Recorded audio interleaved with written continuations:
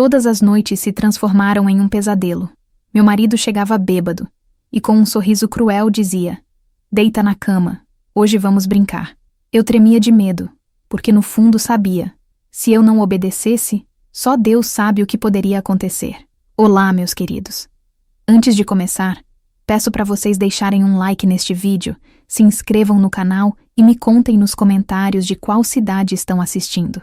Isso me ajuda muito e me dá força para continuar compartilhando essas histórias que podem tocar o coração de alguém que está passando pela mesma situação. Meu nome é Maria José, tenho 62 anos hoje, mas quando essa história aconteceu, eu tinha apenas 24.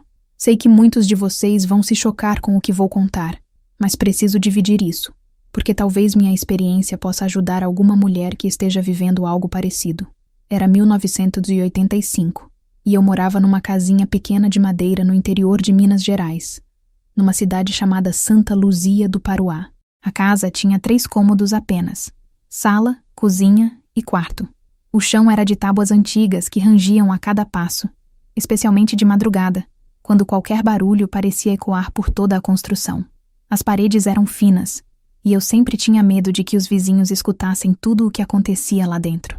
Conheci o Roberto quando eu tinha apenas 19 anos, numa festa junina da cidade. Ele era um homem bonito, alto, de ombros largos, sempre bem arrumado, com aquele sorriso que conquistava qualquer pessoa. Trabalhava como mecânico numa oficina do centro da cidade. Tinha as mãos sempre sujas de graxa, mas ganhava bem para os padrões da época. Quando me pediu em namoro, senti como se fosse a mulher mais sortuda do mundo. Roberto era carinhoso no começo. Trazia flores do quintal da mãe dele. Me levava para passear na praça principal aos domingos depois da missa. Sempre de mãos dadas, me apresentando para todo mundo como minha namorada Maria José. Ele tinha uma Brasília azul clara, meio velha, mas que ele cuidava como se fosse um tesouro. O banco do carona tinha uma rachadura no meio que ele cobria com uma mantinha de crochê que a mãe dele fez. O cheiro do carro era uma mistura de óleo de motor e do perfume barato que ele usava. Um cheiro que até hoje, depois de tantos anos, ainda me dá um aperto no peito quando sinto algo parecido. Namoramos por 2 anos. Ele vinha me buscar toda noite para darmos uma volta pela cidade, que era tão pequena que em 15 minutos já tínhamos rodado todas as ruas. Parávamos sempre no mesmo lugar, numa pracinha que tinha uma árvore frondosa e um banco de madeira pintado de verde. Ali, debaixo daquela árvore, ele me contava sobre os planos que tinha para nós. Queria casar, ter filhos, construir uma casa melhor. Falava com tanto carinho sobre o futuro que eu acreditava em cada palavra. Minha mãe, Dona Cristina, gostava dele. Sempre dizia que ele era um bom rapaz, trabalhador, respeitoso.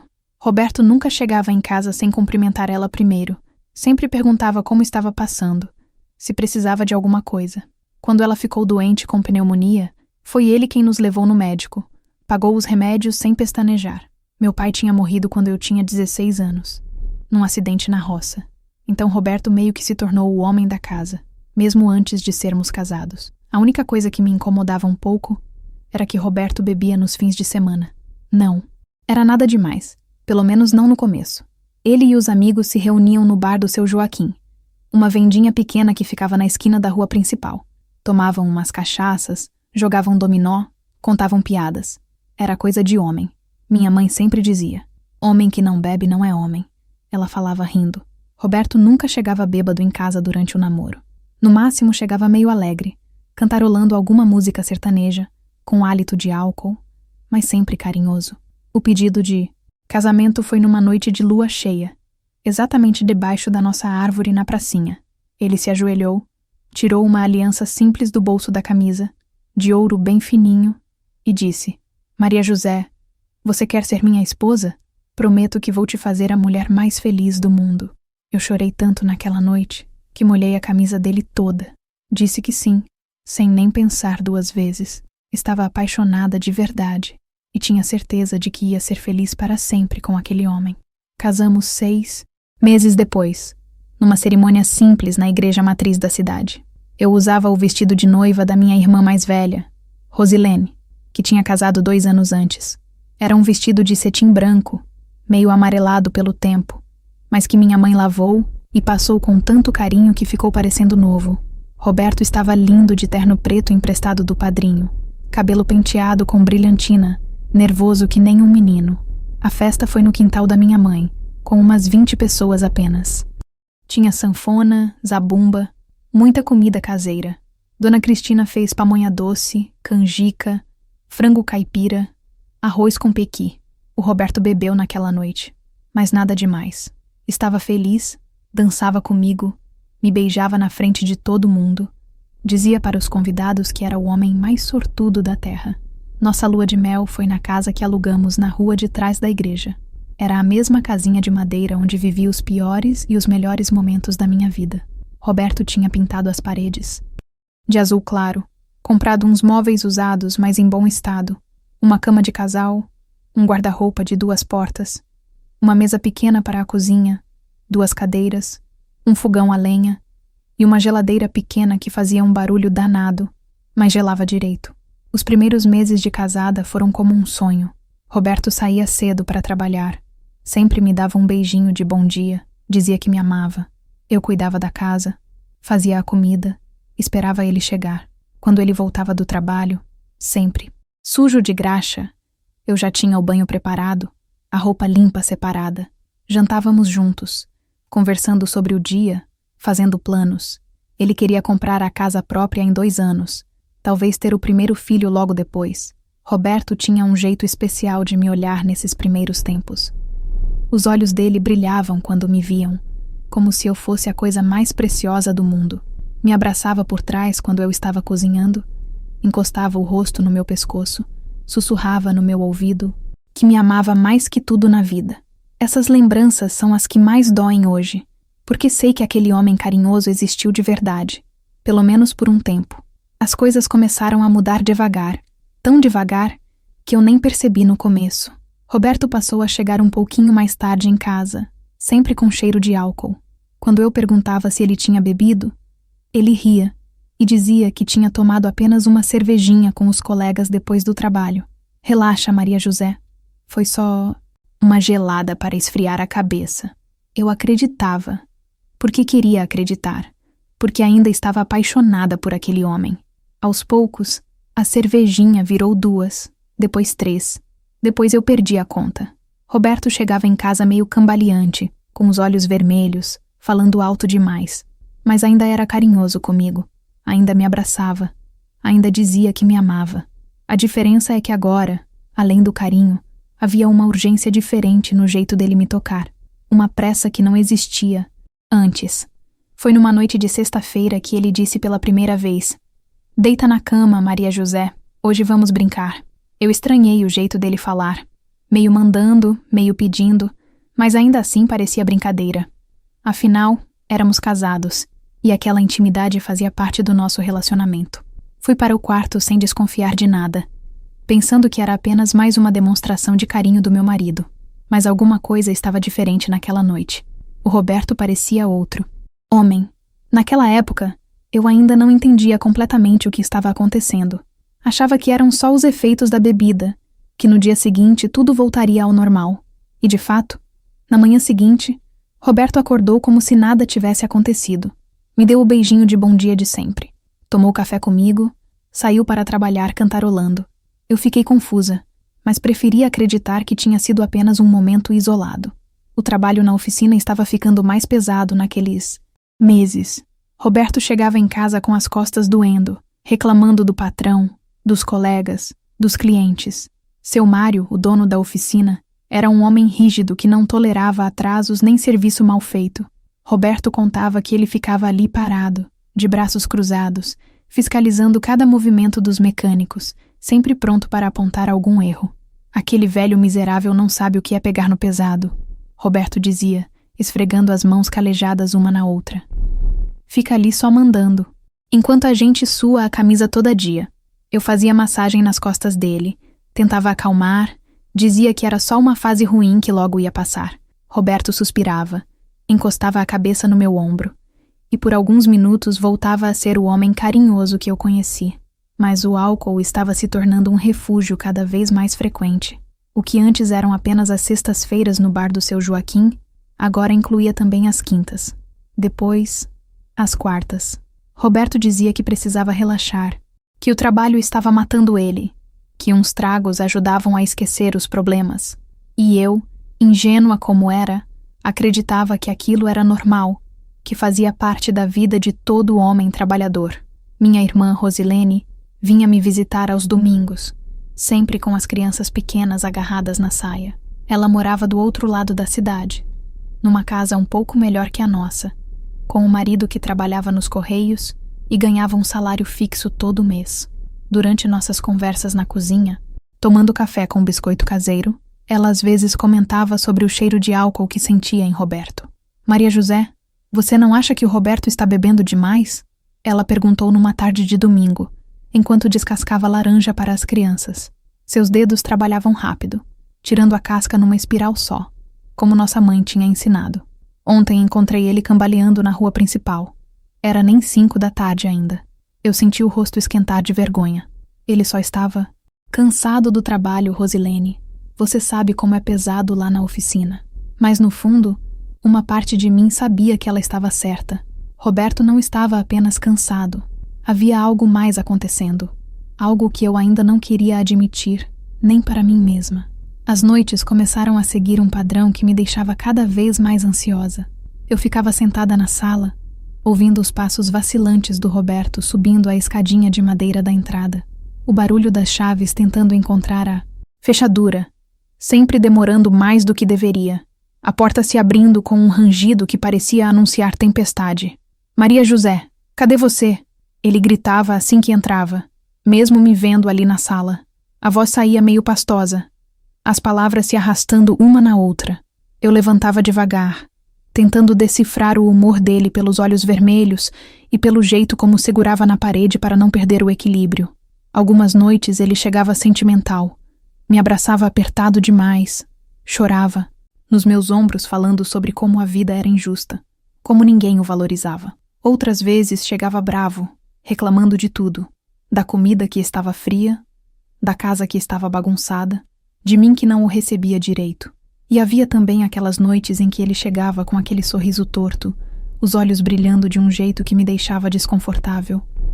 Deita na cama, Maria José, ele dizia nessas noites, sempre com a mesma frase, sempre com o mesmo tom de voz que não era bem um pedido, mas também não era exatamente uma ordem.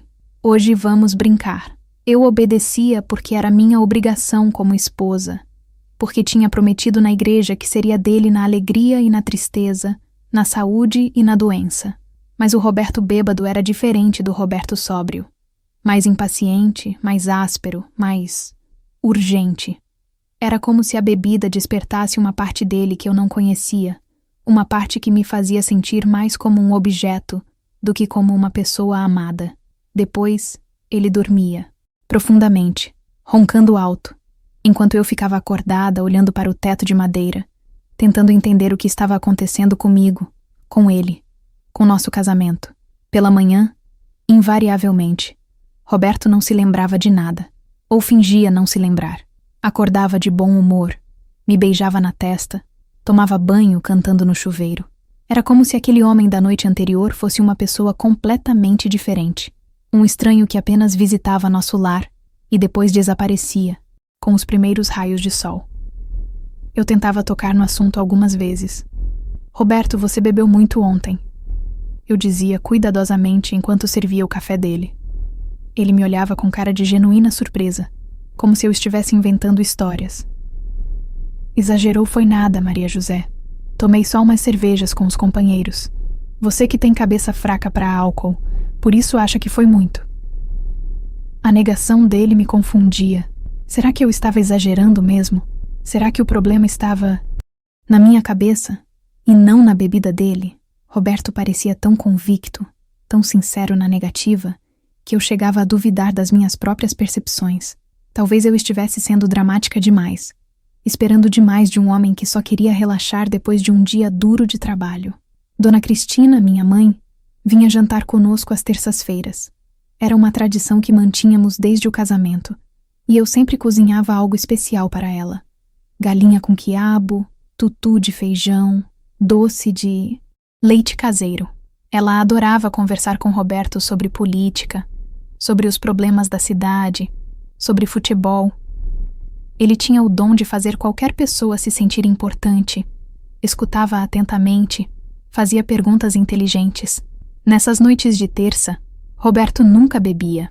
Chegava em casa no horário certo, tomava banho, se arrumava para receber minha mãe. Era gentil, atencioso, ajudava a pôr a mesa, servia água para ela, perguntava sobre a saúde. Dona Cristina saía de casa sempre, elogiando meu marido, dizendo como eu tinha sido sortuda de encontrar um homem tão bom, tão respeitoso, tão dedicado à família. Esse Roberto é uma raridade, Maria José, ela dizia, ajustando o chale nos ombros antes de ir embora. Homem assim não se acha em qualquer esquina. Você cuida bem dele, ouviu? Eu balançava a cabeça concordando, mas por dentro sentia uma confusão terrível. Qual era o verdadeiro Roberto? O homem carinhoso que minha mãe conhecia? Ou aquele estranho que aparecia nas noites de bebedeira? Foi numa dessas noites de terça que percebi algo que me deixou ainda mais confusa. Roberto estava contando para minha mãe sobre um carro que tinha consertado naquela semana. Um Fusca antigo que havia dado muito trabalho. Ele gesticulava animadamente, os olhos brilhando enquanto explicava os detalhes técnicos do problema. De repente, ele me olhou de um jeito diferente, um olhar que durou apenas alguns segundos, mas que me fez gelar por completo. Era o mesmo olhar daquelas noites, o mesmo brilho perigoso nos olhos, a mesma intensidade que me deixava desconfortável. Mas Roberto estava sóbrio, conversando normalmente com minha mãe. Como podia ter o mesmo olhar? Será que eu estava enlouquecendo? Será que estava vendo coisas que não existiam? Naquela noite, depois que minha mãe foi embora, Roberto se comportou normalmente. Ajudou a lavar a louça, conversou sobre os planos para o fim de semana, me deu um beijinho de boa noite e dormiu, tranquilamente. Mas eu não consegui pregar o olho. Fiquei pensando naquele olhar, tentando entender o que significava, tentando decifrar os sinais que meu marido estava me dando. No dia seguinte, resolvi conversar com minha comadre Aparecida, uma mulher mais velha e experiente que morava na casa ao lado. Ela estava estendendo roupa no varal quando me aproximei, carregando uma bacia com as nossas roupas molhadas. Aparecida tinha uns 50 anos na época, cabelos já grisalhos, sempre presos num coque, e uma sabedoria de vida que eu admirava muito. Comadre, posso te perguntar uma coisa? Eu disse, tentando soar casual enquanto pendurava uma camisa do Roberto. Como era o finado compadre quando bebia? Aparecida parou o que estava fazendo e me olhou com atenção. Seu marido tinha morrido 2 anos antes, mas todos sabiam que ele tinha problemas com bebida. Por que a pergunta, Maria José? Ela disse, largando o lençol que estava estendendo. Está acontecendo. Alguma coisa? Senti as lágrimas começarem a formar nos meus olhos, mas tentei disfarçar. Não, é só curiosidade mesmo. Mas Aparecida era esperta demais para acreditar na minha mentira. Ela se aproximou, colocou a mão no meu ombro com carinho. Minha filha, homem que bebe muda de personalidade. Vira outra pessoa, faz coisas que jamais faria sóbrio, e depois não lembra de nada. Jura de pés juntos que não fez. É assim que a bebida funciona. Suas palavras caíram no meu coração, como pedras pesadas, confirmando medos que eu nem sabia que tinha. Naquela tarde, pela primeira vez, comecei a aceitar que talvez o problema fosse real. Roberto estava mudando, e a bebida era a causa de tudo. Mas ainda tinha esperança de que as coisas pudessem melhorar, de que eu pudesse ajudá-lo de alguma forma. Afinal, ele era meu marido, o homem que eu amava, o pai dos filhos que ainda sonhávamos ter. Foi por essa época que descobri que estava grávida. Lembro exatamente do dia. Era uma manhã de quinta-feira. O sol entrava pela janela da cozinha iluminando os grãos de poeira que dançavam no ar. Eu tinha acordado com náusea pela 3ª vez naquela semana, e uma suspeita começou a crescer no meu peito. Dona Aparecida me emprestou dinheiro para comprar o teste na farmácia do centro, e quando vi aquelas 2 risquinhas cor-de-rosa, meu mundo inteiro mudou. Passei o dia todo imaginando como contar para Roberto. Preparei o jantar caprichado dele, fiz até um pudim de leite condensado que ele adorava. Quando ele chegou em casa, ainda sóbrio, pois era quinta-feira, e ele só bebia nos fins de semana naquela época, eu estava ansiosa como uma menina na primeira comunhão. Roberto, tenho uma novidade para te contar, eu disse assim que terminamos de jantar. Ele estava relaxado, tinha elogiado a comida, falado sobre um carro novo que ia chegar na oficina no dia seguinte. Quando falei sobre a gravidez, os olhos dele se encheram de lágrimas. Verdade. Ele me levantou do chão, me rodou pela cozinha, repetindo: vou ser pai, como se fosse a coisa mais incrível do mundo. Naquela noite, Roberto foi o homem mais carinhoso que eu já conheci. Me fez deitar no sofá. Disse que eu não podia fazer força. Trouxe água, organizou os travesseiros para eu ficar confortável.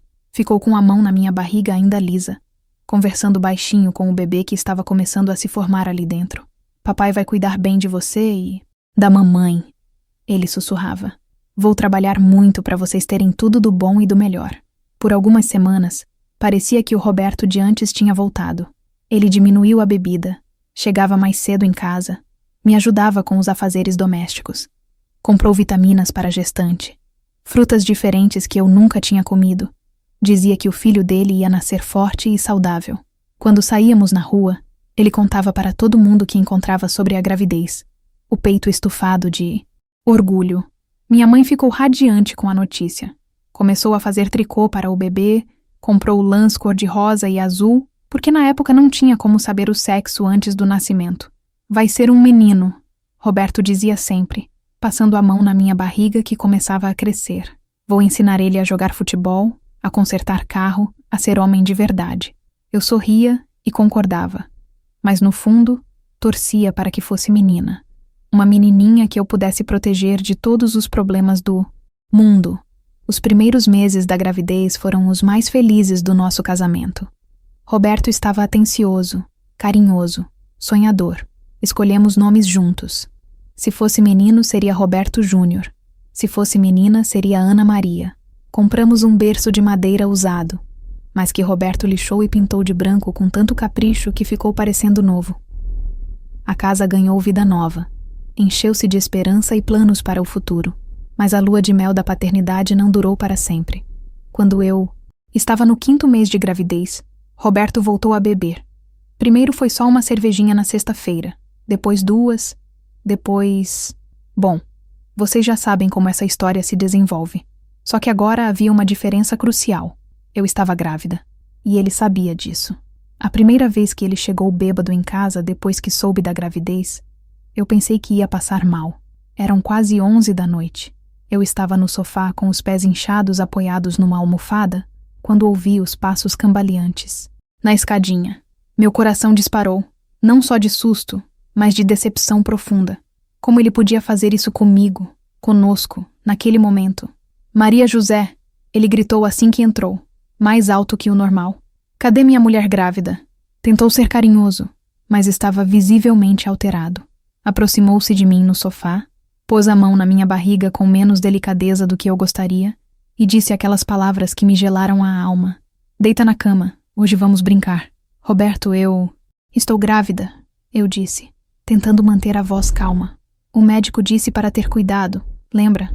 Ele me olhou com aqueles olhos vermelhos e brilhantes, como se estivesse processando a informação pela primeira vez. Por um momento pensei que ele ia entender, que ia se desculpar e ir dormir.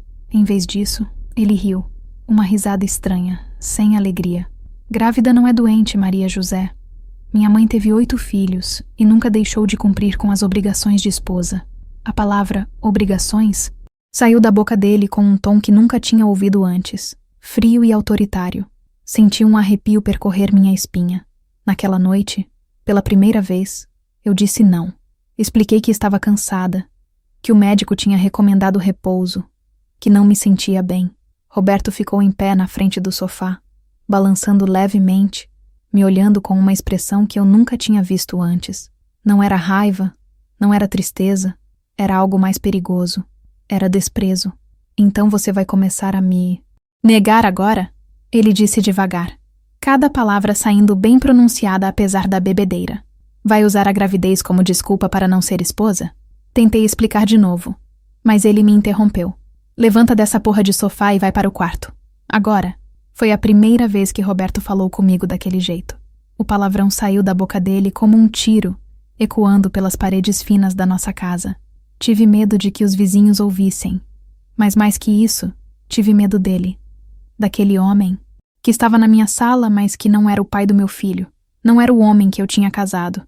Levantei do sofá devagar, as pernas tremendo. Roberto me seguiu até o quarto, fechou a porta com força. O que aconteceu naquela noite? Eu prefiro não contar em detalhes, mas foi a primeira vez que entendi que o álcool não apenas mudava a personalidade do meu marido, mudava a forma como ele me via, como ele me tratava, como ele entendia o que significava ser casado. No dia seguinte, Roberto acordou atrasado para o trabalho. Saiu correndo, sem tomar café, sem me dar bom dia, sem sequer me olhar direito. Eu fiquei na cama até mais tarde, sentindo dores na barriga que não sabia se eram da gravidez ou de outra coisa. Quando finalmente me levantei, chorei no chuveiro até não ter mais lágrimas. Aparecida bateu na porta por volta das 10 da manhã. Maria José, você está bem? Ouvi uns barulhos estranhos ontem à noite. Abri a porta ainda de roupão, com os olhos inchados, de tanto chorar. Uma olhada na minha cara foi suficiente para ela entender tudo. Me abraçou ali mesmo na porta, sem fazer perguntas, sem julgar, apenas me abraçou. Vem cá, minha filha, ela disse, me puxando para dentro da sua casa. Vamos tomar um café e conversar. Passamos a manhã toda na cozinha dela, eu contando tudo o que estava acontecendo, ela escutando sem me interromper. Aparecida tinha uma sabedoria que vinha da dor, da experiência com um marido alcoólatra. Sabia exatamente o que eu estava sentindo. Maria José, você precisa entender uma coisa, ela disse, segurando minhas mãos nas dela, que eram ásperas de tanto trabalho. Homem que bebe não melhora sozinho, só piora. E agora que você está grávida, a situação fica mais perigosa. Você não está pensando só em você mais. Tem que pensar na criança também. As palavras dela me assombraram o resto do dia. Será que Roberto poderia fazer mal ao bebê? Será que eu tinha que escolher entre meu marido e meu filho? Essas perguntas rondavam minha cabeça como moscas insistentes. Não me deixavam em paz nem para dormir direito. Roberto chegou em casa no horário naquela noite, sóbrio, com flores do quintal da vizinha e um sorrisinho sem graça. Desculpa por ontem, Maria José, ele disse, me entregando as flores murchas. Bebi demais, você sabe como é. Tentou me beijar, mas eu desviei o rosto instintivamente. A expressão dele mudou na hora. Os olhos escureceram. Vai ficar de mal. Comigo agora? Ele perguntou, a voz já perdendo a doçura forçada. Eu já pedi desculpa, porra. Que mais você quer? Ali estava de volta aquele homem estranho, mesmo sóbrio. Percebi naquele momento que a bebida não criava um monstro dentro do Roberto. Apenas liberava um monstro que já estava lá, esperando a oportunidade certa para sair. Daquela noite em diante, as coisas mudaram definitivamente em nossa casa. Roberto passou a beber com mais frequência, e eu passei a viver numa tensão constante, nunca sabendo qual versão dele ia chegar em casa. A gravidez avançava, minha barriga crescia, mas a alegria que deveria acompanhar esse momento estava sendo engolida pelo medo e pela incerteza. O 6º mês da gravidez foi quando os primeiros sinais realmente alarmantes começaram a aparecer. Roberto chegou em casa numa quarta-feira, completamente embriagado, batendo a porta com tanta força que os vidros da janela tremeram. Eu estava na cozinha preparando chá de camomila para conseguir dormir, pois as dores nas costas estavam intensas naquela semana. Maria José! Ele gritou da sala, a voz saindo pastosa e irritada. Por que essa casa está uma bagunça? Olhei em volta da cozinha, confusa. Estava tudo no lugar, limpo e organizado como sempre. Mas quando fui até a sala, Roberto estava chutando as almofadas do sofá para o chão, derrubando os enfeites da mesa de centro. Que bagunça, Roberto! Está tudo arrumado, eu disse, tentando manter a voz calma, apesar do coração disparado. Ele me olhou com aqueles olhos vermelhos e brilhantes, mas desta vez havia algo diferente neles. Uma raiva fria que me fez recuar instintivamente. Não me contraria, Maria José, ele disse devagar, se aproximando de mim. Quando eu falo que está bagunçado, está bagunçado. Você está ficando preguiçosa, é isso. Pensa que porque está grávida pode relaxar nos cuidados da casa. O cheiro de álcool que saía dele era tão forte que me deu náusea. Tentei explicar que havia limpado a casa toda naquela tarde, mas Roberto não queria ouvir. Pela primeira vez, ele levantou a mão para mim. Não me bateu, mas o gesto foi claro. A mão subiu no ar, Ficou parada ali por alguns segundos que pareceram uma eternidade, enquanto ele me olhava com ódio puro. Depois, lentamente, abaixou a mão e saiu pisando duro para o quarto. Fiquei parada na sala, tremendo das pernas aos pés, com as mãos protegendo instintivamente a barriga. Aquele gesto, mesmo sem ter se concretizado, mudou algo fundamental dentro de mim. Pela primeira vez, tive medo real de que Roberto pudesse me machucar fisicamente. E pior, machucar o bebê. Naquela noite, dormi no sofá. Disse para mim mesma que era porque as costas estavam doendo. Mas a verdade é que não conseguia nem pensar em deitar na mesma cama que ele. Roberto roncou a noite toda, alheio ao terremoto emocional que tinha causado com um simples gesto. De manhã, como sempre acontecia, ele acordou sem lembrar de nada. Veio para a cozinha de roupão, me deu um beijinho na testa, comentou que eu estava pálida e perguntou se estava me alimentando direito. A normalidade dele depois dos episódios de bebedeira começou a me deixar mais perturbada que os próprios episódios. Era como conviver com duas pessoas completamente diferentes no mesmo corpo. A situação em casa começou a afetar minha saúde. Nas consultas do pré-natal, Dr. Antônio notou que minha pressão estava alta, que eu estava perdendo peso, em vez de ganhar. Dona Maria José, a senhora está muito estressada, ele disse tirando os óculos e me olhando com preocupação. Isso não faz bem nem para a senhora nem para o bebê. Está acontecendo alguma coisa em casa? Olhei para Roberto, que sempre me acompanhava nas consultas, e naquele momento estava sentado ao meu lado, segurando minha mão com carinho. Ele parecia genuinamente preocupado com minha saúde, com o bebê, com tudo. Era impossível imaginar que aquele homem atencioso era o mesmo que na noite anterior tinha gritado comigo porque o jantar estava sem sal, mesmo eu tendo provado e estar temperado normalmente. Está tudo bem, doutor. Eu menti, forçando um sorriso. É só cansaço mesmo. Dr. Antônio não pareceu convencido, mas não insistiu. Receitou um calmante natural, recomendou repouso, disse que se os sintomas não melhorassem eu deveria voltar antes da próxima consulta marcada. Roberto se mostrou super atencioso no caminho de volta para casa. Parou na farmácia para comprar os remédios, na padaria para comprar pão doce que eu estava com vontade. Me ajudou a subir a escadinha de casa segurando meu braço. Você precisa cuidar melhor da saúde, Maria José, ele disse, me fazendo deitar no sofá. Nosso filho precisa da mãe forte e saudável. Era nesses momentos que eu mais me confundia. Como o mesmo homem que me aterrorizava à noite podia ser tão cuidadoso de dia. Será que eu estava exagerando? Será que os episódios de bebedeira eram realmente tão graves assim? Ou eu estava sendo dramática por causa dos hormônios da gravidez? Essas dúvidas me corroíam por dentro, me faziam questionar minha própria sanidade. A resposta veio numa sexta-feira de dezembro, quando eu estava no 7º mês de gravidez. Roberto chegou em casa mais bêbado do que eu já tinha visto. Não conseguia nem ficar em pé direito. Teve que se apoiar na parede para não cair. Eu estava assistindo televisão, tentando relaxar depois de um dia que passei todo com dor na lombar. Apaga essa merda, ele disse, apontando para a TV. Não aguento mais barulho. Peguei o controle remoto e desliguei, sem discutir. Tinha aprendido que era melhor não confrontá-lo quando estava naquele estado. Mas o silêncio da casa pareceu deixá-lo ainda mais irritado. Por que você está me olhando assim? Ele perguntou. Mesmo eu tendo desviado o olhar assim que ele entrou. Está me julgando, é isso? Acha que sou um bêbado? Uma vergonha? A voz dele foi subindo de tom a cada palavra, ecoando pelas paredes finas da casa. Não estou te julgando, Roberto, eu disse baixinho, tentando acalmá-lo. Só quero que você descanse. Você trabalhou muito hoje. Mas as palavras pareceram ter o efeito contrário. Ele se aproximou do sofá onde eu estava, o hálito carregado de álcool me atingindo como uma nuvem tóxica. Não preciso de você fingindo que se importa. Ele rosnou, apoiando as duas mãos no encosto do sofá, me encurralando.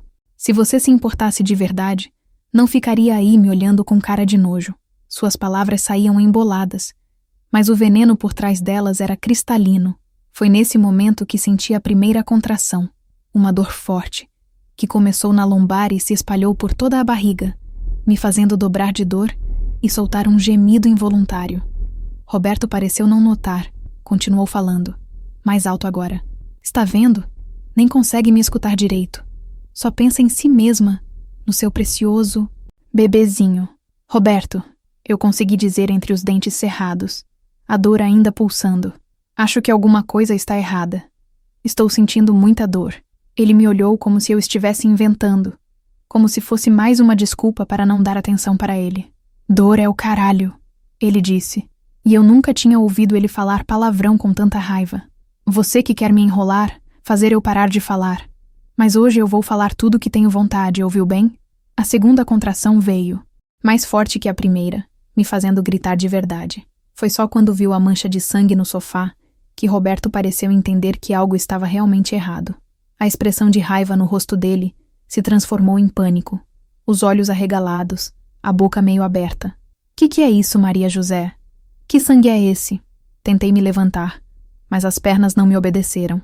A dor era diferente de qualquer coisa que eu já tinha sentido, como se alguém estivesse apertando minha barriga com força, tentando espremer o bebê para fora. Preciso ir para o hospital, eu consegui dizer. Rápido, Roberto. Alguma coisa está muito errada. Roberto ficou parado por alguns segundos, como se o cérebro dele não estivesse processando a situação. O álcool havia deixado seus reflexos lentos, sua capacidade de raciocinar prejudicada.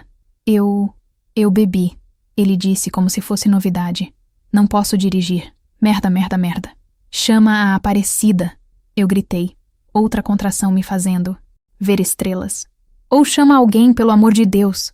Roberto saiu cambaleando para a rua, gritando pelo nome da vizinha, batendo de porta em porta. Eu fiquei ali no sofá, sozinha, com dor e com medo, sentindo meu bebê tentando nascer 2 meses antes do tempo. Aparecida chegou correndo, ainda de camisola, com o cabelo despenteado. Uma olhada em mim foi suficiente para ela entender a gravidade da situação. Meu Deus do céu, Maria José, ela disse, já me ajudando a levantar. Seu Zé. Ela gritou para o marido. Traz o carro, agora, é urgência. O trajeto até o hospital foi uma mistura de dor física e terror emocional. Roberto veio no banco da frente, ainda bêbado, tentando falar com os médicos pelo rádio que seu Zé tinha no carro. Aparecida segurava minha mão no banco de trás, sussurrando orações, tentando me manter calma. Vai dar tudo certo, minha filha, ela repetia. Deus não vai deixar nada acontecer com vocês. Chegando no hospital, me colocaram numa maca e me levaram correndo para a sala de emergência. Roberto tentou me acompanhar, mas os enfermeiros sentiram o cheiro de álcool e não deixaram ele entrar. A última coisa que vi antes das portas se fecharem foi ele parado no corredor, com as roupas amassadas, os cabelos desarrumados, uma expressão de desespero no rosto que quase me fez sentir pena dele. Dr. Antônio estava de plantão naquela noite. Graças a Deus. Ele me examinou rapidamente, com a eficiência de quem já tinha visto muitas. Emergências obstétricas. Dona Maria José, a placenta está se descolando, ele explicou, enquanto os enfermeiros preparavam aparelhos ao meu redor. Vamos ter que fazer uma cesárea de emergência. O bebê precisa nascer agora. Tudo aconteceu muito rápido depois disso. A anestesia, as luzes fortes do centro cirúrgico, o barulho dos aparelhos, as vozes dos médicos falando em linguagem técnica que eu não entendia, mas no meio de toda aquela confusão, uma única coisa ocupava minha mente.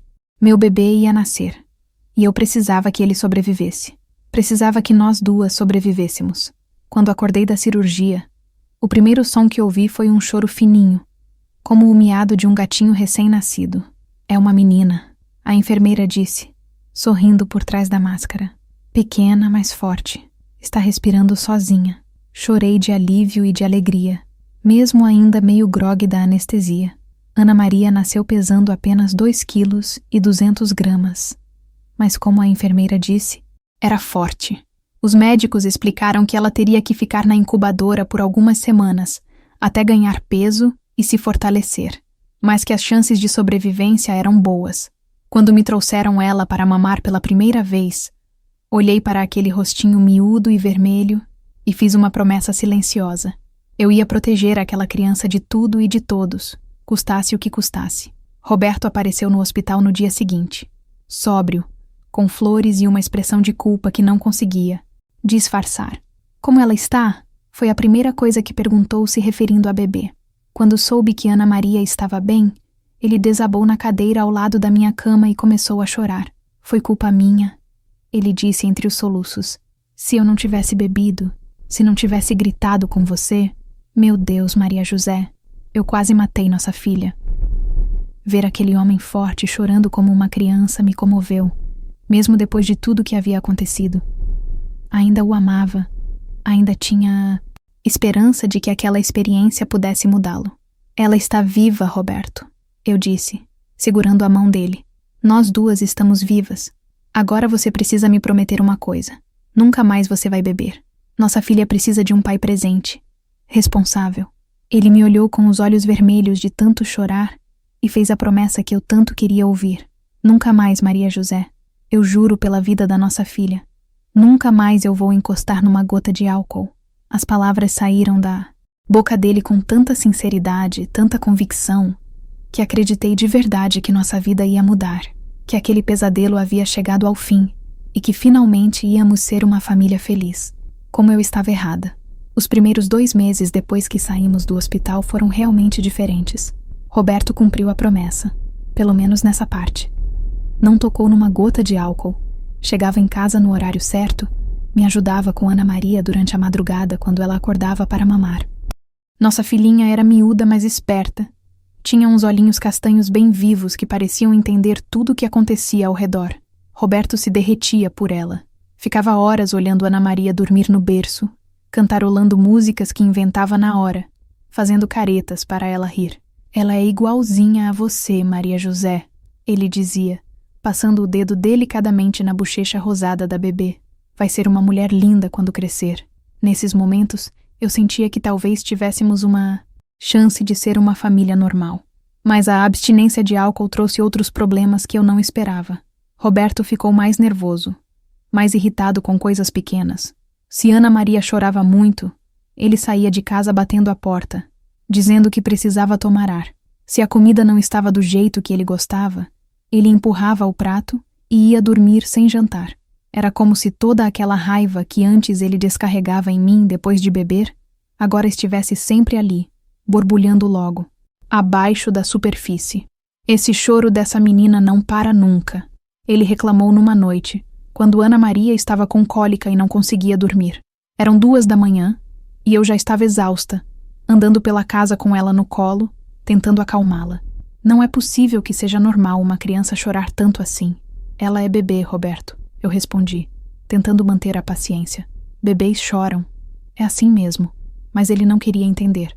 Ficou andando de um lado para o outro no quarto, passando a mão no cabelo, visivelmente agitado. Eu tenho que trabalhar amanhã. Preciso dormir, ele disse, com uma irritação na voz que me fez lembrar dos tempos ruins. Foi nessa época que comecei a notar que Roberto estava mentindo sobre pequenas coisas. Dizia que ia comprar leite e voltava 3 horas depois. Falava que tinha ficado até mais tarde na oficina. Mas quando eu passava lá para levar o almoço que ele esqueceu, seu Mário dizia que ele tinha saído mais cedo. Eram mentiras, sem importância aparente, mas que me deixavam com uma sensação estranha no estômago. Numa tarde de quinta-feira, quando Ana Maria estava com 4 meses, descobri para onde Roberto estava indo. Eu estava estendendo roupa no quintal, quando vi ele passar na rua, caminhando rápido, olhando para os lados como se não quisesse ser visto. Curiosa, peguei Ana Maria no colo e saí atrás dele, mantendo distância. Ele foi direto para o bar do seu Joaquim. Meu coração parou quando vi ele entrar naquele lugar que eu esperava nunca mais vê-lo frequentar. Fiquei parada do outro lado da rua, segurando minha filha, sentindo como se o chão estivesse desaparecendo debaixo dos meus pés. Roberto havia mentido para mim. Estava bebendo escondido, quebrando a promessa mais importante que já tinha feito na vida. Voltei para casa sem ele me ver, em estado de choque. Passei o resto da tarde tentando decidir o que fazer. Confrontá-lo? Fingir que não sabia? Dar um ultimato? Pedir ajuda para alguém? Ana Maria sentia minha agitação e ficou inquieta o dia todo, chorando mais que o normal, como se soubesse que algo estava errado. Roberto chegou em casa no horário normal, sóbrio aparentemente, com um sorriso forçado e uma desculpa pronta. Parei no bar do Joaquim para tomar uma Coca-Cola, ele disse, me beijando na testa. Estava com sede depois do trabalho.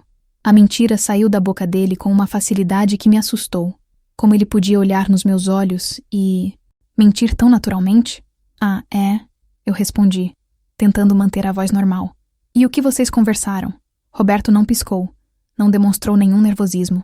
Ah, os assuntos de sempre. Futebol, trabalho, essas coisas de homem.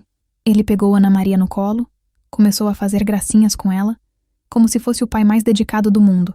Naquela noite, fingi estar dormindo quando Roberto se deitou. Fiquei acordada pensando em como nossa situação tinha mudado.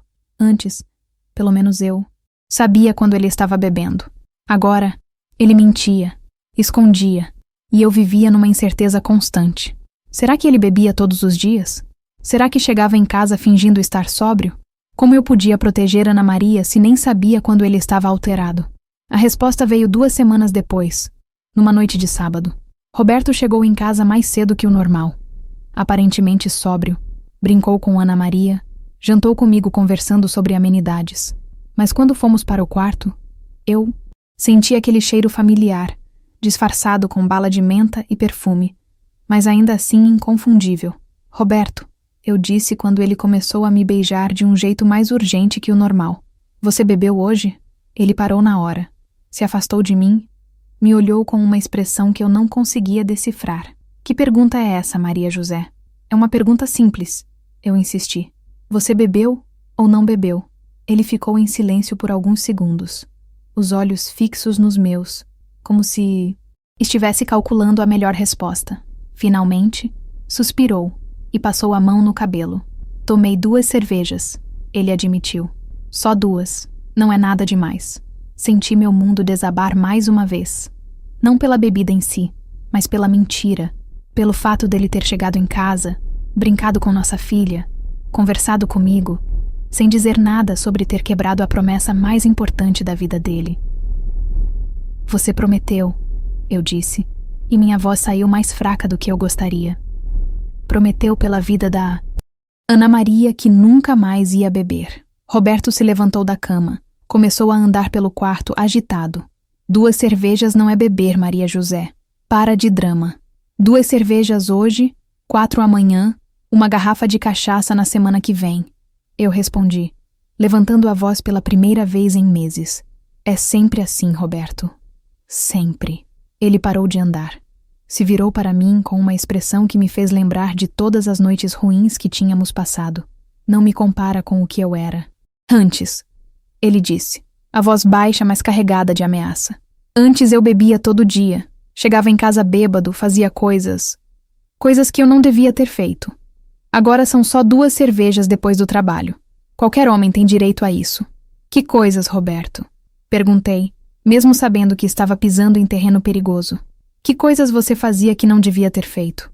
Ele me olhou com surpresa, como se não esperasse a pergunta. Por um momento, vi algo nos olhos dele que poderia ser remorso, vergonha, reconhecimento. Mas o momento passou rápido. Não vem querer revirar o passado agora, Maria José, ele disse, a voz voltando ao tom normal. O que importa é que agora eu estou controlado. 2 cervejas não vão matar ninguém. Ele se deitou, virou de costas para mim, deu o assunto por encerrado. Mas para mim, nada estava encerrado. Finalmente, ele tinha admitido que fazia coisas que não devia, quando bebia. Finalmente tinha reconhecido que havia algo errado no nosso passado. Só que agora, em vez de parar de beber, ele estava tentando me convencer de que podia beber controladamente. As semanas seguintes foram uma montanha-russa emocional. Alguns dias Roberto chegava sóbrio, outros com cheiro de álcool disfarçado. Quando eu perguntava, às vezes ele negava, às vezes admitia, uma cervejinha só. As mentiras se tornaram parte da rotina, e eu me vi transformando numa detetive dentro da própria casa. Ana Maria estava crescendo no meio de tudo isso. Aos 6 meses, já sorria, já tentava sentar sozinha, reconhecia nossa voz e nosso rosto. Era uma criança feliz durante o dia, quando Roberto estava trabalhando, e éramos só nós 2. Mas à noite, quando ele chegava, ela ficava mais quieta, como se sentisse a tensão no ar. Foi numa dessas noites que descobri a verdade completa sobre o que Roberto estava fazendo. Era uma sexta-feira. Ana Maria tinha acabado de fazer 7 meses. Roberto chegou em casa dizendo que ia tomar banho e descansar um pouco antes do jantar. Entrou no banheiro, abriu o chuveiro e eu fui para a cozinha terminar de preparar a comida. Foi quando ouvi o barulho de vidro quebrando vindo do banheiro. Corri para ver o que tinha acontecido e encontrei Roberto ajoelhado no chão, tentando juntar os cacos de uma garrafa pequena de pinga. O cheiro de álcool estava forte no ar, misturado com o vapor do chuveiro quente. Ele estava bêbado, bem mais bêbado do que aparentava quando chegou em casa. Que é isso, Roberto? Perguntei, parada na porta do banheiro. Ele continuou juntando os cacos, sem me olhar. Escorregou da minha mão, ele murmurou. Ia jogar fora, mas escorregou. Mais uma mentira, mais uma tentativa patética de me enganar. Ia jogar fora uma garrafa cheia? Insisti. Roberto olha para mim. Olha para mim e me diz a verdade pelo menos uma vez na vida. Ele parou de mexer nos cacos. Levantou a cabeça devagar. Os olhos estavam vermelhos, vidrados. E por um momento, ele pareceu uma criança pega fazendo algo errado. Eu guardo aqui no banheiro, ele disse baixinho. Uma garrafinha pequena. Tomo só um golinho antes do banho, para relaxar depois do trabalho. A confissão saiu dele como se fosse um peso enorme que ele estava carregando há muito tempo. Não é nada demais, Maria José. É só para acalmar os nervos. Senti como se tivesse levado um soco no estômago. Não era só que ele estava bebendo escondido. Ele tinha uma garrafa guardada no nosso banheiro. Bebia todos os dias antes do banho. Chegava em casa já bêbado, fingindo estar sóbrio. Há quanto tempo isso estava acontecendo? Desde quando ele estava representando esse teatro para mim? Há quanto tempo? Perguntei. Roberto terminou de juntar os cacos, jogou no lixo, finalmente me olhou nos olhos. Desde que saímos do hospital, ele admitiu. Desde a segunda semana que chegamos em casa com a Ana Maria, o mundo girou ao meu redor. 7 meses. Por 7 meses ele tinha mentido para mim todos os dias. Por 7 meses tinha fingido estar sóbrio enquanto interagia com nossa filha bebê. Por 7 meses eu vivi uma ilusão completa, achando que tínhamos superado nossos problemas. Você brincava com a Ana Maria bêbado? Eu disse, mais para mim mesma do que para ele. Pegava ela no colo, dava banho nela, tudo isso bêbado. A realidade estava caindo sobre mim como chuva gelada. E se você tivesse derrubado ela? E se tivesse acontecido alguma coisa? Roberto se levantou. Tentou se aproximar de mim, mas eu recuei. Nunca aconteceu nada, Maria José. Eu não bebo tanto assim. É só para tirar a atenção. Ana Maria nunca correu perigo. Sua voz estava pastosa. As palavras saindo embaralhadas. Como ele podia dizer que não bebia tanto assim naquele estado? Sai de perto de mim, eu disse, surpreendendo até a mim mesma com a firmeza na voz. Sai de perto de mim e da minha filha. Agora. Roberto pareceu genuinamente chocado com minha reação. Durante todos esses anos, eu sempre tinha sido compreensiva. Sempre tinha dado mais uma chance. Sempre tinha acreditado nas desculpas dele. Ela é minha filha também, ele disse, a voz começando a mostrar irritação. Você não pode me impedir de chegar perto da minha própria filha. Mas eu não estava mais com medo. A raiva tinha tomado o lugar do medo. E pela primeira vez na minha vida, eu estava vendo Roberto pelo que ele realmente era. Sua filha? Eu perguntei, sentindo uma coragem que não sabia de onde vinha. Sua filha que quase morreu porque você me estressou tanto durante a gravidez que a placenta descolou? Sua filha que você põe em risco todo dia chegando bêbado em casa e fingindo estar sóbrio? Essa é a sua ideia de paternidade? As palavras saíram de mim como uma represa que finalmente arrebentou. Anos de frustração, de medo, de decepção, tudo veio à tona de uma vez. Roberto ficou parado, me olhando como se não me reconhecesse. E talvez ele realmente não me reconhecesse, porque eu também não me reconhecia. Essa mulher corajosa, essa mãe protetora, essa pessoa que finalmente falava a verdade. Quem era ela? Você vai escolher, eu disse, minha voz tremendo, mas firme. Ou para de beber completamente, faz um tratamento, admite que tem um problema, ou vai embora da minha casa. Não vou mais aceitar mentiras, não vou mais aceitar fingimento. E principalmente, não vou mais colocar minha filha em perigo. Roberto ficou em silêncio por um longo tempo, processando minhas palavras. Então, devagar, um sorriso surgiu no rosto dele. Não era um sorriso feliz ou carinhoso. Era algo frio, calculista, perigoso.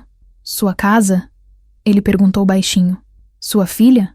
Você esqueceu alguma coisa, Maria José. Essa casa é nossa. Essa filha é nossa. E você é minha mulher. Não vai me dar ultimato nem me expulsar de lugar nenhum. Foi nesse momento que percebi que tinha cometido um erro terrível. Por anos, Roberto tinha me manipulado, me controlado com sutileza, com alternância entre carinho e ameaça, mas sempre mantinha uma fachada de homem civilizado. Agora, pela primeira vez, eu estava vendo a máscara cair completamente, e o que havia por trás dela me aterrorizou. Deita na cama, Maria José, ele disse, a voz baixa e cheia de uma autoridade que me fez gelar. Hoje vamos brincar, e se você não fizer isso, só Deus sabe o que vai acontecer. Aquelas palavras ecoaram no banheiro como um sino de alerta que finalmente despertou algo profundo dentro de mim. Por anos, eu tinha obedecido a essa frase por medo, por obrigação, por acreditar que era meu dever como esposa. Mas naquele momento, olhando para aquele homem bêbado parado entre os cacos de vidro, com Ana Maria dormindo no quarto ao lado, algo mudou para sempre dentro do meu peito. Não, eu disse. A palavra saiu baixinha, quase um sussurro, mas foi a primeira vez na minha vida que eu disse não para Roberto quando ele fazia aquele pedido. Ele piscou algumas vezes, como se não tivesse certeza se tinha ouvido direito. Como é que é? Ele perguntou, se aproximando de mim. O cheiro de álcool estava tão forte que me deu náusea. Você disse não para mim? A voz dele começou a subir de tom, e eu sabia que estava entrando em território perigoso. Mas algo dentro de mim tinha se quebrado naquela noite, e não havia mais volta. Disse sim, respondi, e dessa vez minha voz saiu mais firme. Não vou mais fazer isso. Não vou mais fingir que está tudo bem. Não vou mais ser cúmplice da sua mentira.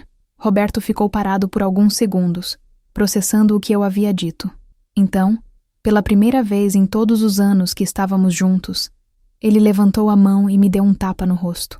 O som ecoou pelo banheiro como um trovão. Minha bochecha ardeu. Os olhos se encheram de lágrimas.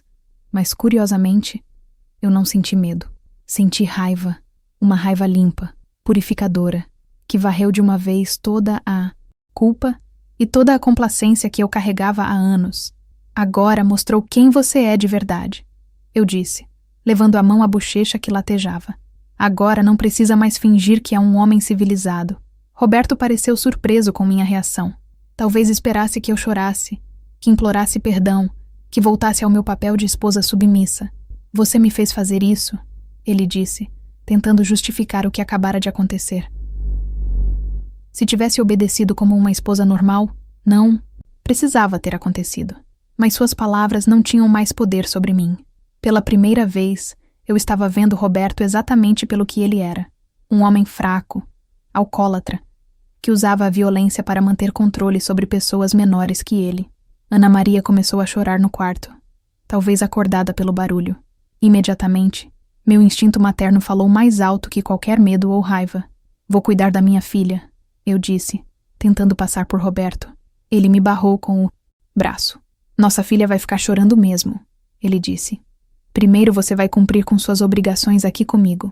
Mas quando ele tentou me puxar pelo braço, algo explodiu dentro de mim. Empurrei ele com uma força que nem sabia que tinha. E ele, desequilibrado pela bebida, cambaleou e bateu nas costas na parede. Nunca mais encosta a mão em mim, eu gritei, e minha voz saiu com uma autoridade que me surpreendeu. E nunca mais me impede de cuidar da minha filha. Saí do banheiro. Antes que ele pudesse reagir, peguei Ana Maria no colo, e pela primeira vez em meses, senti que estava protegendo ela de verdade. Roberto saiu do banheiro alguns minutos depois, visivelmente abalado. Ele parecia não entender o que tinha acontecido, como se o roteiro que ele conhecia de cor tivesse mudado de repente e ele não soubesse mais qual era o seu papel. Maria José, ele disse, a voz mais calma agora. Vamos conversar direito. Você está exaltada. Não está pensando com clareza. Estou pensando com mais clareza do que já pensei na minha vida inteira, respondi, ninando Ana Maria, que ainda choramingava baixinho. E a única coisa clara para mim é que você tem que sair desta casa. Agora. Esta noite mesmo.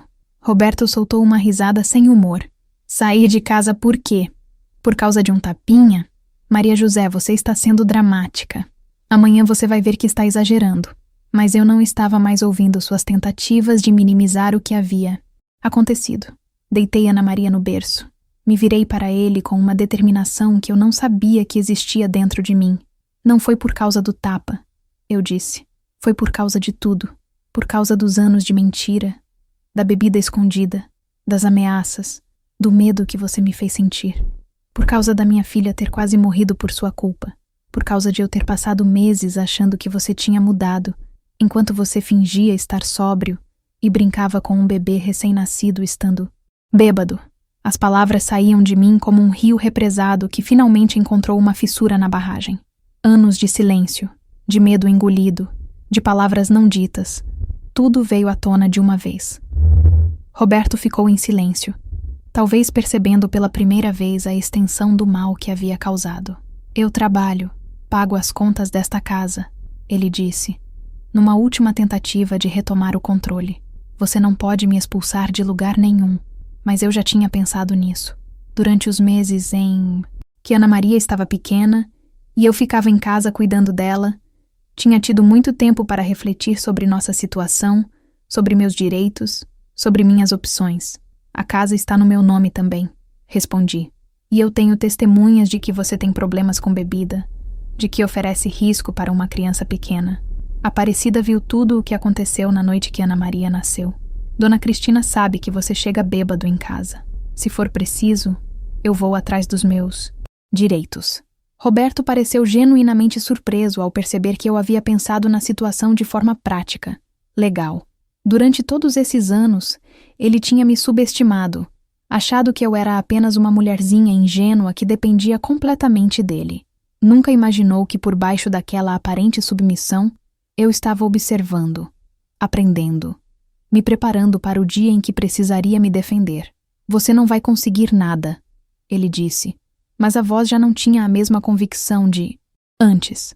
Nenhum juiz vai tirar uma filha do pai só porque ele bebe umas cervejas depois do trabalho. Mas nós dois sabíamos que ele estava mentindo. O que Roberto fazia não era beber umas cervejas. Era alcoolismo, era violência doméstica, era colocar uma criança em risco. Então fica aí e descobre, eu respondi. Ou sai por bem, vai se tratar, para de beber, e a gente conversa sobre você voltar quando você estiver sóbrio de verdade há pelo menos 6 meses. Era minha última oferta. Minha última tentativa de salvar nosso casamento sem colocar Ana Maria em perigo.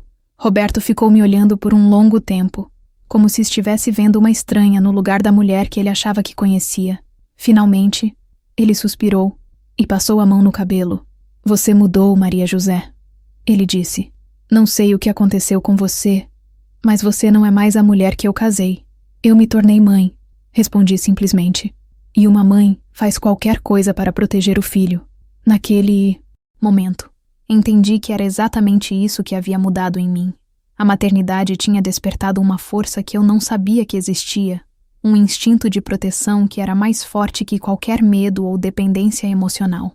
Roberto juntou algumas roupas numa sacola, murmurou algumas palavras que eu não conseguia entender e saiu de casa batendo a porta. Fiquei parada na sala, segurando Ana Maria no colo, ouvindo o som dos passos dele se afastando na rua de terra. Era a primeira noite, em quase 10 anos que eu ia dormir sozinha. E, estranhamente, me senti mais segura do que havia me sentido há muito tempo. Os primeiros meses sozinha foram difíceis. Não vou mentir. Roberto mandava recado através de conhecidos, ora prometendo mudança, ora me ameaçando, ora tentando me fazer sentir culpa. Chegou a aparecer na porta algumas vezes, sempre sóbrio durante o dia, pedindo para ver Ana Maria, prometendo que tinha parado de beber, que ia ser diferente dali para frente. Mas eu não acreditava mais em promessas. Disse que só conversaria com ele quando ele trouxesse um papel de algum médico, de alguma clínica, comprovando que estava fazendo tratamento para alcoolismo. Roberto ria. Dizia que não precisava de tratamento, que conseguia parar sozinho quando quisesse. Era sempre a mesma conversa, o mesmo círculo vicioso. Aparecida foi meu anjo da guarda nessa época. Cuidava de Ana Maria quando eu precisava sair para trabalhar. Consegui um emprego numa loja de roupas no centro da cidade. Me emprestava dinheiro quando o de Roberto atrasava. Me dava força quando eu fraquejava e pensava em aceitar ele de volta. Minha filha, homem que bate em mulher e bebe não muda da noite para o dia, ela sempre dizia. Se você aceitar ele de volta agora, Ele vai aprender que pode fazer qualquer coisa e que no final você sempre perdoa. Pensa na Ana Maria. Que tipo de exemplo você quer dar para ela? E era pensando em Ana Maria que eu encontrava força para continuar. Ela estava crescendo numa casa sem gritos, sem tensão, sem o cheiro de álcool impregnado nos móveis. Era uma criança alegre, esperta, que não demonstrava sentir falta do pai que mal conheceu. Aos poucos, nossa casa foi se enchendo de paz, de uma tranquilidade que eu havia esquecido como era. Roberto apareceu pela última vez quando Ana Maria estava com 2 anos. Veio numa tarde de domingo, visivelmente embriagado, exigindo ver a filha. Ela é minha também. Ele gritou do portão. Você não pode me impedir de ver minha própria filha. Ana Maria, que estava brincando no quintal, se assustou com os gritos e veio correndo se esconder atrás de mim. Ver minha filha com medo de um homem que deveria protegê-la foi a gota d'água. Chamei a polícia, relatei toda a nossa história, mostrei as marcas do tapa que ainda estavam visíveis em algumas fotos que a Aparecida tinha tirado naquela noite. Roberto foi levado para a delegacia e eu consegui uma medida protetiva que o proibia de se aproximar de nós. Nunca mais o vi. Soube por terceiros que ele saiu da cidade, foi tentar a vida em São Paulo. Depois, ouvi dizer que tinha casado de novo, que continuava bebendo, que a nova esposa também estava passando pelos mesmos problemas que eu passei. Senti pena dela, mas sabia que não podia fazer nada. Cada mulher tem que encontrar sua própria força, seu próprio momento de dizer não. Ana Maria cresceu sem a presença do pai biológico, mas não sem figura, paterna. Minha mãe se casou de novo quando Ana Maria tinha 5 anos, com um homem viúvo e gentil chamado seu Antônio, que a tratou como neta de verdade desde o primeiro dia. Ela o chama de vovô, e ele ensinou a ela coisas que Roberto nunca teria paciência para ensinar: andar de bicicleta, fazer pipa, jogar dama. Hoje, meus queridos, Ana Maria tem 37 anos, é formada em pedagogia, casada com um homem maravilhoso que a respeita e a ama de verdade. Eles me deram 3 netos lindos que são a alegria da minha velhice. Ana Maria sabe da história do pai biológico. Conversei com ela sobre isso quando ela fez 18 anos. Ela me agradeceu por ter tido coragem de protegê-la, por não ter aceito que ela crescesse num ambiente de violência. Mãe, ela me disse naquele dia, se você não tivesse me tirado de perto dele, talvez eu tivesse crescido achando que é normal o homem bater em mulher, que é normal mentir, que é normal viver com medo. Obrigada por ter me ensinado que eu mereço ser respeitada. Foi nesse momento que entendi que todas as noites de medo, todas as dificuldades financeiras, toda a solidão dos primeiros anos, tudo tinha valido a pena. Eu não tinha apenas salvado minha filha de crescer num lar violento. Tinha ensinado a ela que mulher tem direitos, tem voz, pode e deve se defender quando necessário. Hoje, olhando para trás, vejo que aquela noite no banheiro, quando Roberto quebrou a garrafa e eu finalmente vi a verdade, foi o momento mais importante da minha vida. Foi quando parei de ser vítima e me tornei sobrevivente. Foi quando descobri que dentro de mim havia uma força que eu nem imaginava existir. Para vocês que estão me ouvindo e talvez estejam passando por algo parecido, eu quero deixar uma mensagem. Não esperem o tempo passar achando que a situação vai melhorar sozinha. Homem violento, homem que mente, homem que bebe e coloca a família em risco, não muda porque promete. Não muda porque implora, não muda porque chora. Só muda quando reconhece que tem um problema e vai buscar ajuda profissional de verdade. E principalmente, vocês merecem ser respeitadas. Merecem viver sem medo. Seus filhos merecem crescer numa casa onde não precisem se esconder debaixo da cama quando o papai chega bêbado. O amor verdadeiro não machuca, não humilha, não ameaça.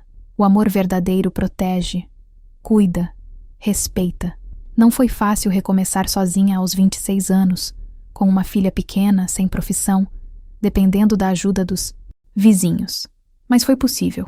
E hoje, aos 62 anos, posso dizer com certeza, foi a melhor decisão que eu tomei na minha vida. Ana Maria me deu netos que nunca vão presenciar uma cena de violência doméstica. Ela casou com um homem que a trata como princesa, que divide as tarefas de casa, que nunca levantou a voz para ela. A corrente foi quebrada. O ciclo de violência que poderia se repetir por gerações foi interrompido por uma mulher que decidiu dizer não. Essa mulher fui eu. E se eu consegui, Vocês também conseguem. Para finalizar, quero pedir mais uma vez para vocês deixarem seu like, se inscrevam no canal e me contem nos comentários de qual cidade estão assistindo. Compartilhem esta história com alguém que possa precisar ouvir. Às vezes, uma palavra de encorajamento, um testemunho de que é possível recomeçar, pode ser o empurrãozinho que uma mulher precisa para mudar sua vida. E lembrem-se, vocês são mais fortes do que imaginam. Dentro de cada uma de vocês, existe uma guerreira esperando para ser despertada. Não deixem ninguém dizer o contrário. Muito obrigada por me ouvirem. Que Deus abençoe cada uma de vocês.